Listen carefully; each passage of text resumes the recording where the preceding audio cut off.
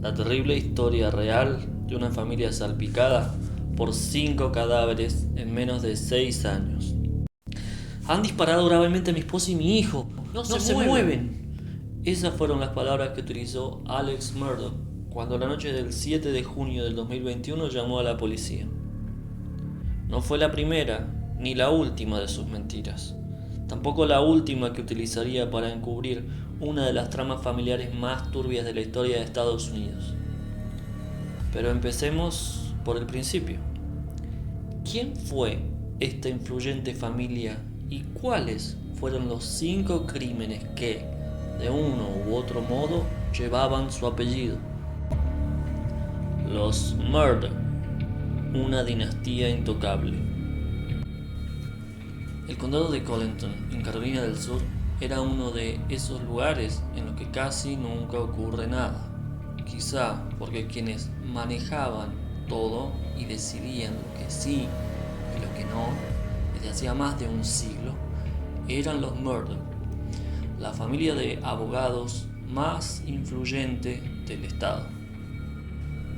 Su historia se remonta a los años 20 del siglo pasado, cuando Randolph se convirtió en el primer abogado electo fiscal de distrito. Desde entonces, todos sus hijos, nietos, bisnietos y tataranietos, hasta llegar al protagonista de este caso, Alex Murdaugh, han seguido su legado. Por eso, no es de extrañar que esta dinastía histórica hubiera acumulado el poder suficiente para decidir qué casos se procesan, a qué personas y de qué manera. Todo pasaba por sus manos. Primera muerte turbia, 2018. La asistenta se cae por las escaleras. La primera muerte que salpica a la familia Murdaugh ocurre en 2018, en la casa donde vivían Alex y su mujer, Maggie Murdaugh, junto a sus 2 hijos, Buster y Paul. Gloria Satterfield era desde hacía más de 20 años un miembro más de la familia para la que trabajaba como asistente y niñera, hasta que un desafortunado accidente terminó con su vida. O al menos, eso es lo que Maggie contó a la policía cuando llamó para avisar de la caída por las escaleras de su asistenta, que, al parecer, podría haberse tropezado con los perros.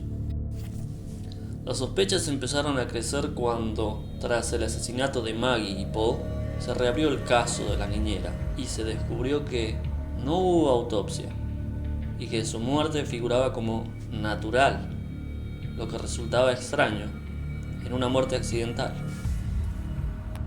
Por si todo eso fuera poco para desconfiar de las causas accidentales de la muerte de Gloria, se sabe que su familia nunca recibió la indemnización del seguro, $4.3 millones que habían acordado las partes con la aseguradora y que podría haberse quedado Alex Murdaugh, y que, durante el juicio celebrado 3 de marzo de 2023, él mismo confesó haber mentido sobre la muerte de su asistente.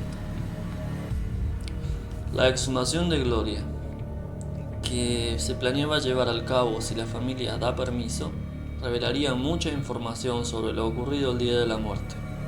Aunque Netflix, en su documental, ya se ha atrevido a teorizar sobre los motivos que podrían haber llevado a la familia Murdaugh a asesinar a la asistenta, sabía demasiado. Segunda muerte, 2019. Un accidente en barco.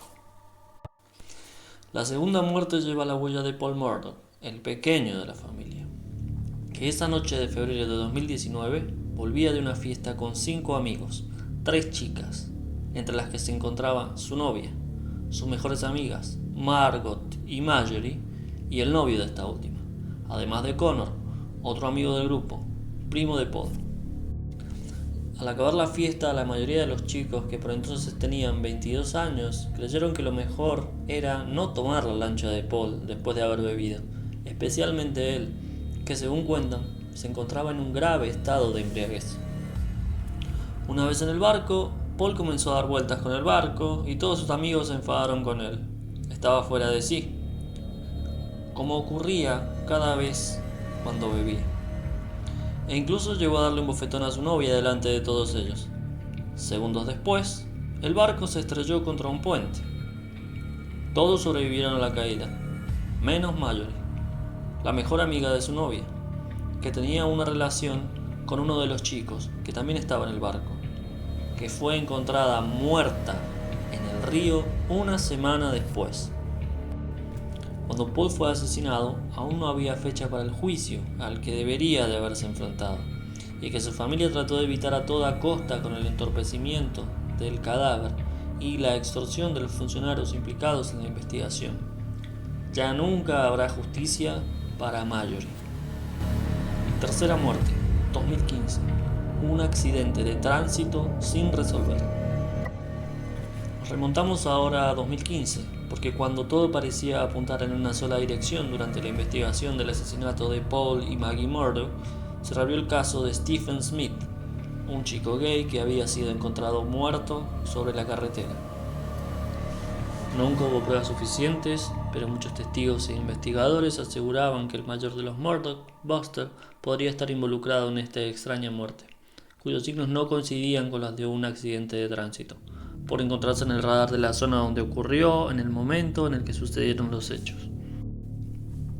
Algunos diarios estadounidenses se han atrevido a sugerir que Stephen podría tener una relación sentimental con Buster y que por eso este pudo haberse deshecho de él para salvaguardar su reputación. El asesinato de Paul Murdock y su madre, 2021.